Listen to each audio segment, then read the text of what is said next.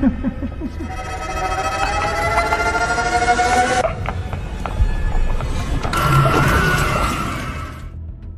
গল্পের শুরুতে আমরা 3 বন্ধুকে জঙ্গলে এক সুন্দর জায়গায় ছুটি কাটাতে দেখি। ওদের মধ্যে ক্যালেব কিছু ড্রোন শট নিয়ে ব্যস্ত, আর টেরেসা লেকের ধারে তখন বই পড়ছে। হঠাৎ মনে পড়ল জেসিকার কথা। রাত থেকে ওর শরীরটা ভালো নেই, তাই ক্যালেবকে দেখে আসতে বললে জানায় এখন হবে না, আমি ড্রোন নিয়ে ব্যস্ত। অতএব টেরেসা নিজেই গেলে দেখে জেসিকা বিছানার উপর মুখ ঘুরিয়ে শুয়ে। কিছু জিজ্ঞেস করলে কোনো উত্তর দিচ্ছে না, তাই পাশের চেয়ারে টেরেসা বই নিয়ে বসে পড়ে। জাস্ট কয়েক সেকেন্ড হয়েছে, দেখে জেসিকা ঝটকা দিয়ে উঠে বসেছে। সাথে টেরেসা যে বইটা পড়ছে সেটার প্রতি কটা লাইন হুবহু না দেখে বলে যাচ্ছে। The intense horror of my nightmare came over me, I tried to draw back my arm, let me in, let me in. এটা বলার সাথে ওর ভয়েস পরিবর্তন হতে শুরু করে। কিন্তু এটা কিভাবে সম্ভব? ভয় চিৎকার করে টেরেসা ওকে চুপ করে বসতে বললে হঠাৎ বিছানা থেকে পড়ে আচমকা বমি করতে শুরু করে। টেরেসা ওকে সামলাতে গেলে তখনই জেসিকা ওর গলা টিপে চুলের বিনুনি ধরে এক টানে চুল সমেত স্কাল্প উপড়ে দেয়। প্রচন্ড যন্ত্রণায় কাঁপতে কাঁপতে টেরেসা বাইরে এলে ক্যালেব ভয় পেয়ে যায়। এর মধ্যে জেসিকা উপড়ে ফেলা স্কাল্প হাতে নিয়ে বেরিয়ে এসে সোজা ড্রোনটাকে ধরে মুখের মধ্যে ঢুকিয়ে নিতেই এক ঝটকায় লেকে পড়ে যায়। ক্যালেব কি হয়েছে কিছু না বুঝেই লেকে ঝাঁপ মারে। কিছুক্ষণ সব শান্ত থাকার পর জলের ভিতর থেকে উঠে আসে ক্যালেবের কাটা মাথা। এই ভয়ানক দৃশ্য দেখে টেরেসা বাকরুদ্ধ। এরপরেই জল থেকে ভয়ানক রূপ নিয়ে উঠে আসে জেসিকা, অর্থাৎ সে ডেডাইটসে পরিণত হয়েছে। ফর ইনফরমেশন, এভিল ডেড ইউনিভার্সে ডিমন দ্বারা পজেসড মানুষদের ডেডাইটস বলা হয়। কিন্তু জেসিকার সাথে এরকম কি করে ঘটলো সেটা জানতে হলে ঘটনা ফিরে যায় একদিন আগে।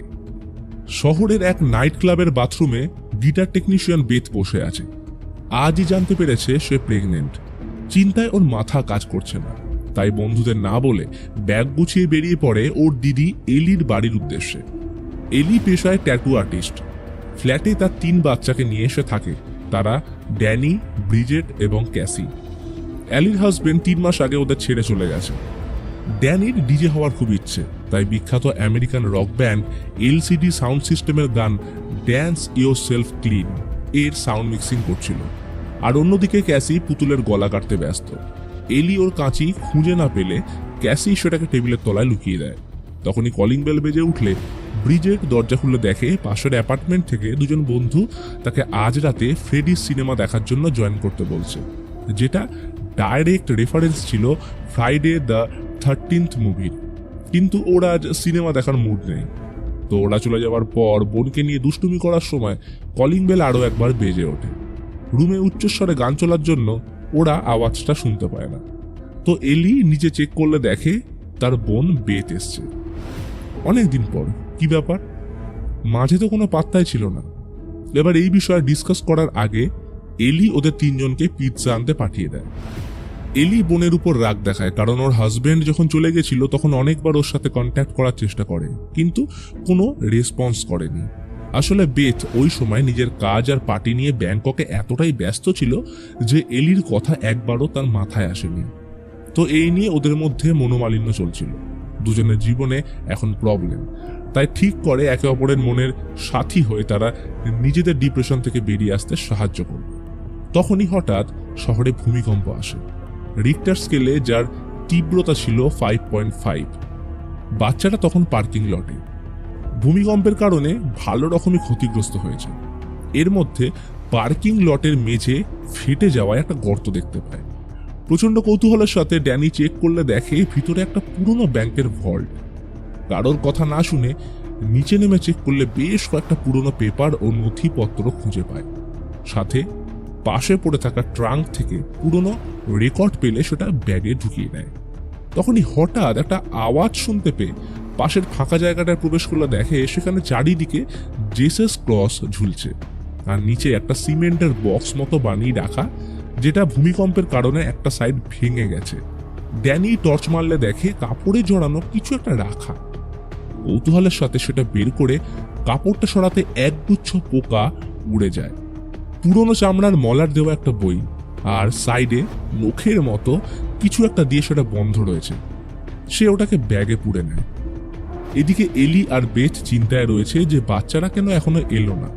তার উপর ফোনের নেটওয়ার্ক কাজ করছে না। পাশের ফ্ল্যাটের দুজন গেব্রিয়েল আর মিস্টার ফন্ডা সাহায্যের জন্য এগিয়ে আসলে তখনই লিফট খুলে বাচ্চারা প্রবেশ করে। যাক, বাচ্চারা সুস্থভাবে ফিরে এসছে। কিন্তু এদের মাথায় তখন অন্য কিছু ঘুরছে। রুমে ঢুকে ড্যানি ব্রিজেটকে বইটা দেখিয়ে বলে, মনে হচ্ছে এটা অনেক পুরনো, মা বিক্রি করে ভালোই অ্যামাউন্ট পাবে। এই বলে ড্যানি তড়িঘড়ি করে বইটা খোলার চেষ্টা করলে ওই নখের জায়গাটায় লেগে রক্তের কয়েক ফোঁটা বইটার উপর পড়তেই নখগুলো ওপেন হয়ে বইটা আনলক হয়, যেটা এভিল ডেড সিরিজের সবকটা বইয়ের কমন জিনিস। এবার যারা জানো না তাদের বলি, এই বইগুলোকে দ্য বুক অফ ডেড অথবা দ্য নেক্রোনমিকন বলা হয়। কিন্তু এই বইটা আগে দুটো বইয়ের থেকে আলাদা। তো বই ওপেন করতেই বিভিন্ন ভয়ানক ছবি, অলৌকিক রিচুয়ালস সহ কোনো এক অজানা ভাষায় বেশ কিছু জিনিস লেখা ছিল। বইয়ের প্রতিটা পাতা উল্টানোর সাথে উন্মোচিত হচ্ছিল নেগেটিভ এনার্জি, যেটা ব্রিজেটকে কোনো এক অশনি সংকেতের জানান দেয়। তাই সে এখনই বইটা ফেলে দিয়ে আসতে বললে ড্যানি মনে করিয়ে দেয় আজ রাতে মা কোথাও বেরোতে দেবে না, তাই বই ফেলার জন্য কাল সকাল অবধি ওয়েট করতে হবে। এদিকে ক্যাসি তখন আন্টি বেথের সাথে গল্প করে আলাপচারিতা সেরে নিচ্ছিল, এতে দুজনের মধ্যেকার বন্ডিং ভালো হবে। কিন্তু অন্যদিকে ব্রিজেট চলে যাওয়ার পর ড্যানি বই খুলে ওর সাথে নিয়ে আসা রেকর্ডারগুলো প্লে করে। এগুলো যেন তাকে মন্ত্রমুগ্ধ করে ফেলেছে। প্যাকেট থেকে বের করে প্রথম রেকর্ডটা প্লে করলে শোনে এটা 13ই নভেম্বর 1923 সালে সেন্ট প্যাট্রিক ক্যাথিড্রাল চার্চে ফাদার মার্কাস ও ফাদার ক্যানন ডেমিয়েন এই বইটার ব্যাপারে উপস্থিত সবাইকে বলছে। এই অজানা ভাষার তৃতীয় বই তাদের ওভারসিজ মিশনারিরা খুঁজে পেয়েছে, যার নাম ন্যাটিউরাম ডিমন্টো। বলে রাখি, এর দুটো বই আগে এভিল ডেডের ফার্স্ট পার্ট এবং এভিল ডেড 2013 পার্টে দেখানো হয়েছে, যেগুলো সম্পূর্ণ আলাদা। এই বইয়ের মলাট তৈরি মানুষের মাংস দিয়ে এবং এর ভিতরে লেখার জন্য ব্যবহার করা হয়েছে মানুষেরই রক্ত। ফাদার চার্চের কাছে পারমিশন চাইছে এই বইটা অনুবাদ করতে, কিন্তু চার্চ এর বিরোধিতা করলে সেখানে উপস্থিত একজন চিৎকার করে বলে, খবরদার এই কাজটা করবেন না। যেটা ছিল এভিল ডেড ইউনিভার্সের মেইন লিড ক্যারেক্টার অ্যাসের কণ্ঠস্বর, যাকে আমরা এই সিরিজের শুরু 3টে পার্টেই দেখেছি। এরপর রেকর্ড শেষ হয়ে গেলে ড্যানি দ্বিতীয় রেকর্ড প্লে করলে শুরু হয় আসল ঘটনা। চার্চ অনুমতি না দেওয়া সত্ত্বেও ফাদার ডেমিয়েন এবং তার সহকারী ফাদার হিউগো লুকিয়ে বইটা অনুবাদ করতে শুরু করে। তাদের মতে এই বইতে বেশ কিছু এনশিয়েন্ট রিচুয়ালস এবং ইনক্যান্টেশনস লেখা রয়েছে, যেটা সুপার ন্যাচারাল বা নেগেটিভ শক্তিকে জাগ্রত করতে সক্ষম। ফাদার এই বইয়ের রিজারেকশন মন্ত্রগুলো পড়তে শুরু করলে সেই অপার্থিব শক্তি জেগে ওঠে। চারিদিকে এক অপার্থিব পরিবেশের সৃষ্টি হয়, সাথে ক্রমাগত উল্টে যাচ্ছিল বইয়ের পাতা, এবং আমরা দেখি কিছু একটা অদৃশ্য জিনিস দ্রুত গতিতে ধেয়ে চলে এলির দিকে। তখন সে লিফটের নিচে এসেছিল একটা কাজের জন্য, আর তখনই ঘটতে থাকে একের পর এক অবাস্তব জিনিস। তার কানের দুলগুলোকেও ছিঁড়ে নেয়, একটা সজোরে থাপ্পড় এসে পড়ে গালে, আর এভিল ডেডের ট্রেডমার্ক স্টাইলে ফ্ল্যাটের ইলেকট্রিক তারগুলো বেরিয়ে এসে এলিকে তুলে ধরলে পজেস্ট হয়ে যায়। আর ওদিকে ড্যানি বইটা বন্ধ করতেই পুরো অ্যাপার্টমেন্টের কারেন্ট চলে যায়। সবাই তখন এলিকে খুঁজছে। হঠাৎ লিফট ওপেন হয়, দেখে সামনে এলি দাঁড়িয়ে। সে কেমন যেন একটা এঁকে বেঁকে চলেছে। ব্রিজেটের ডাকে কোনো পাত্তা না দিয়ে চুপচাপ ঢুকে গ্যাস অন করে খোলা সমেত ডিম ভাজতে শুরু করে। কি হলো, সে এমন করছে কেন? বাকিরা সবাই পিছন থেকে এক পলকে তাকে দেখছে। বেথ জিজ্ঞেস করলো, এই কি হয়েছে? উত্তর আসে, আমি একটা সুন্দর স্বপ্ন দেখেছি, যেখানে আমরা সবাই বিশাল জঙ্গলের মাঝে বসে, শুদ্ধ বাতাস বইছে, সাথে পাখিদের কলতান, আর আমি তোমাদের বডির মধ্যে ঢুকে প্রত্যেককে মাঝখান থেকে চিড়ে ফেলছি। এই বলে পাগলের মতো হাসতে শুরু করে।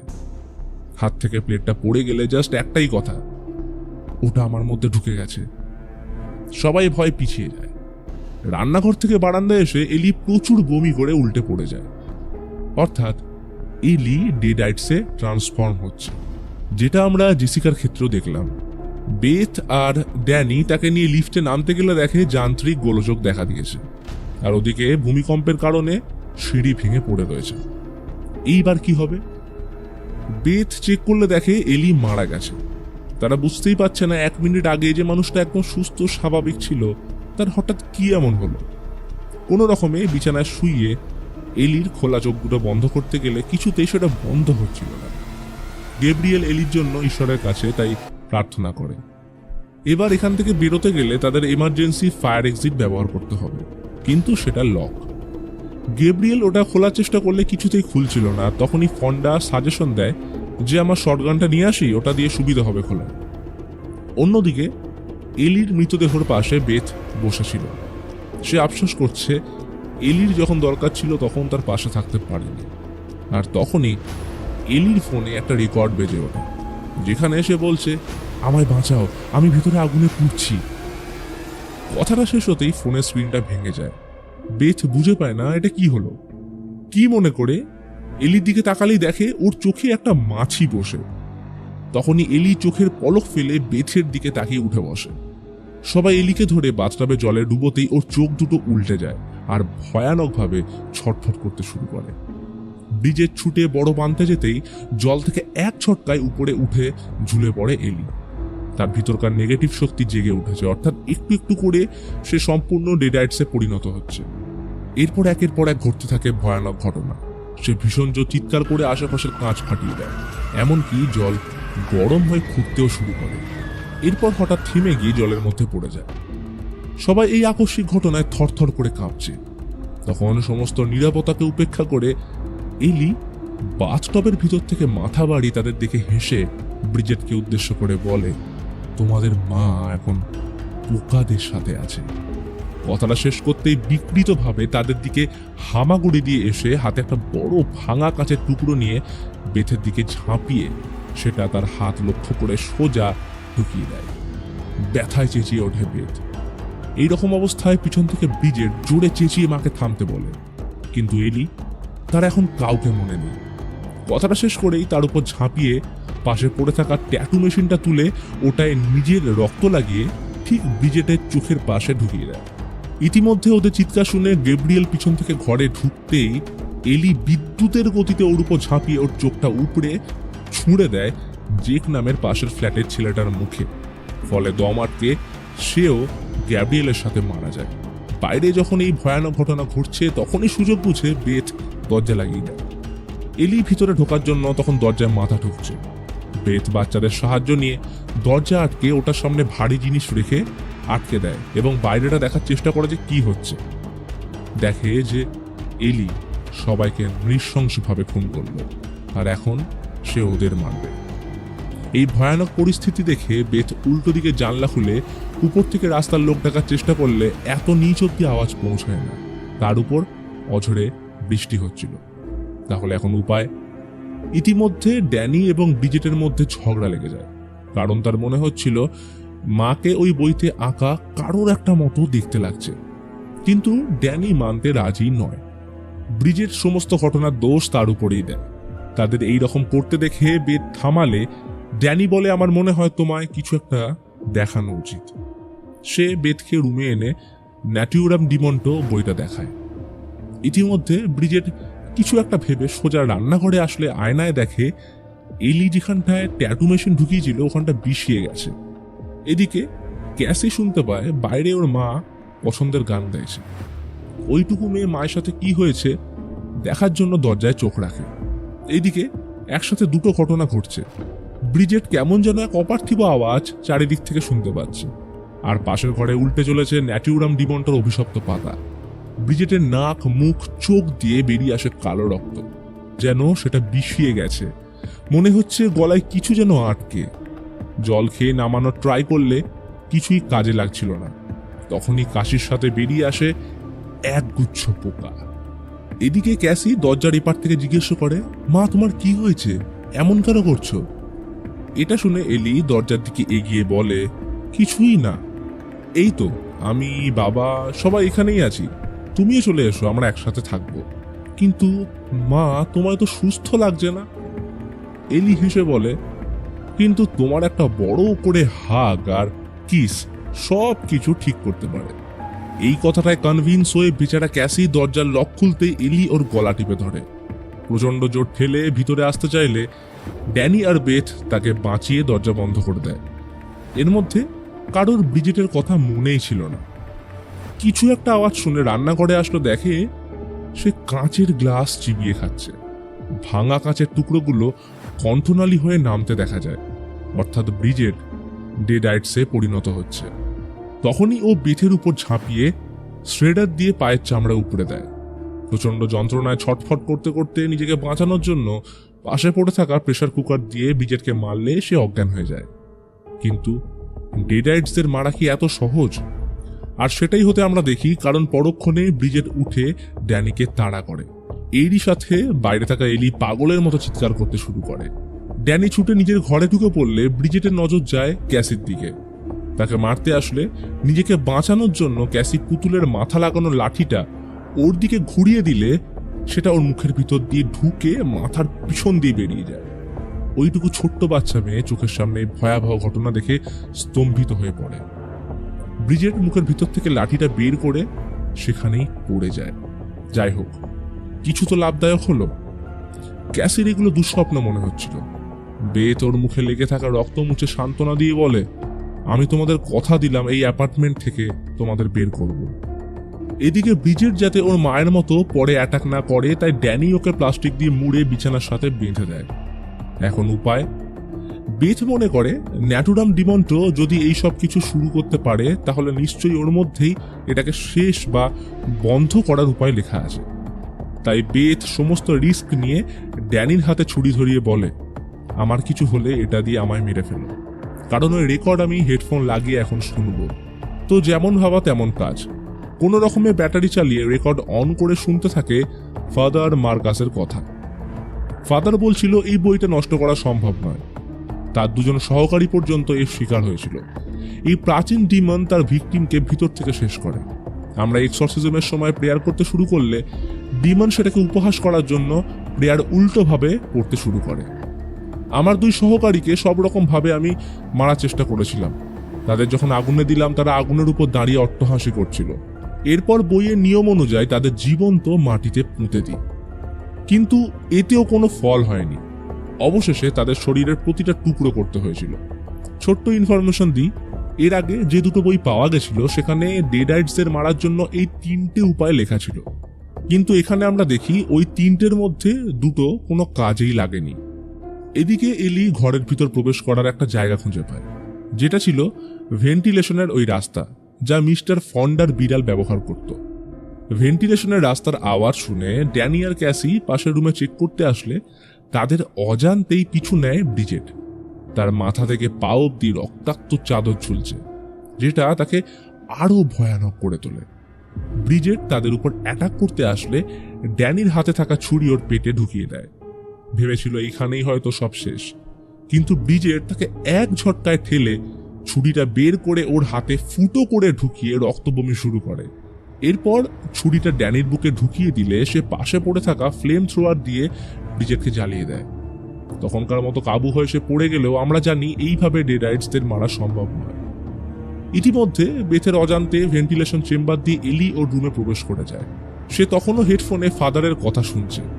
পরক্ষণেই সামনের কাঁচের জানলার প্রতিবিম্বতা দেখতে পায় ওর পিছনে এলি দাঁড়িয়ে। সে ভয় সরে গেলে একটা সেরা মোমেন্ট আমরা দেখি। এলি নিজের আঙ্গুল রেকর্ডের উপর রাখতেই সেটা বাজতে শুরু করে এবং আওয়াজটা আসছিল ওর মুখ দিয়ে। বেথ প্রচন্ড ভয়ে স্ক্রুড্রাইভার ওর গলায় ঢুকিয়ে দিলে এলি বেথকে ছুঁড়ে বাইরে ফেলে দেয়। তখনই নজর পড়ে ড্যানির দিকে। সে মৃতপ্রায় অবস্থায় শুয়ে আছে, শুধু শেষ কথাটা বলে, আমায় ক্ষমা করে দিও ক্যাসি। কথাটা শেষ করতেই পিছন থেকে এক ঝটকায় বেথকে এলি টেনে নিয়ে গেলে ফিল করতে পারে বেথের পেটে দুটো বাচ্চা রয়েছে।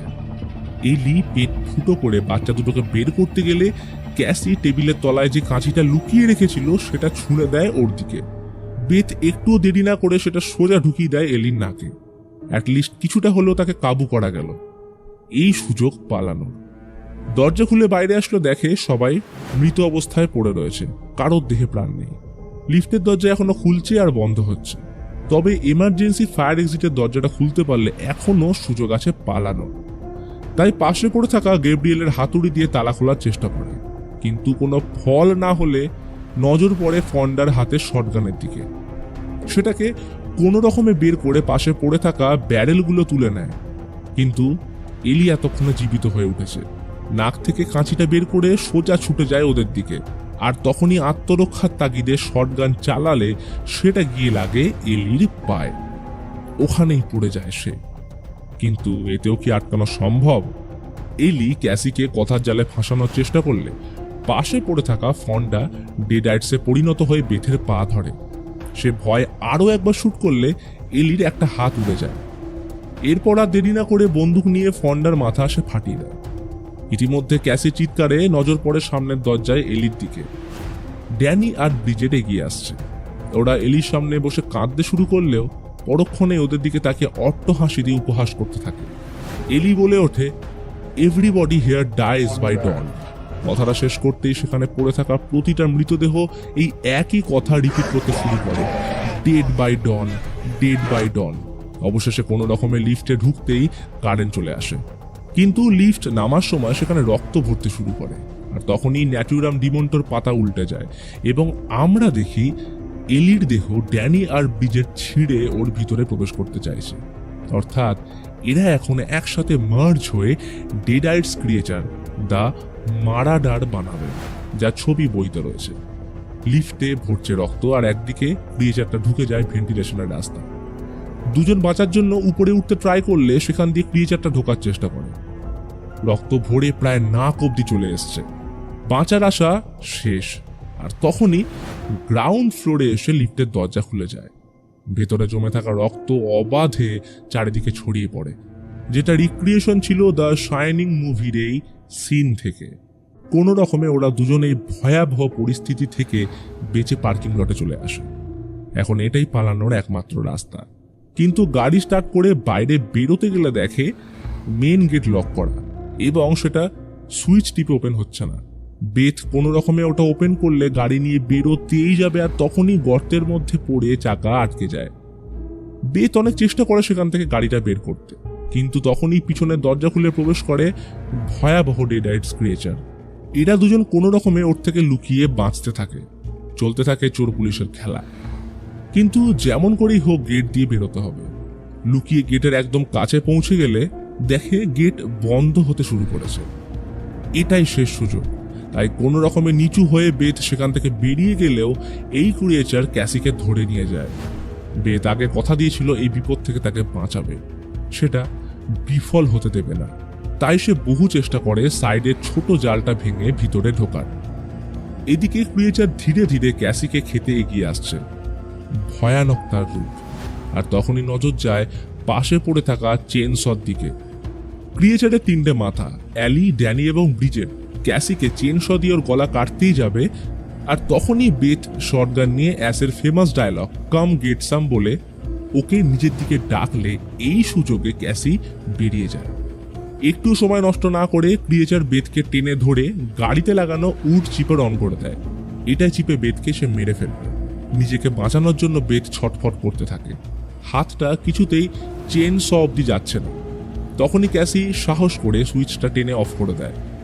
বেথ নিজেকে ছাড়িয়ে ছিটকে পড়তেই হাতে তুলে নেয় চেন স। জোরে চিৎকার করে ক্যাসিকে এখনই সুইচ অন করতে বলে। কথা মতো ক্যাসি সুইচ অন করলে বেথ চেন সটাকে ক্রিয়েচারের শরীর লক্ষ্য করে মাঝ বরাবর ঢুকিয়ে উপড়ে ফেলে।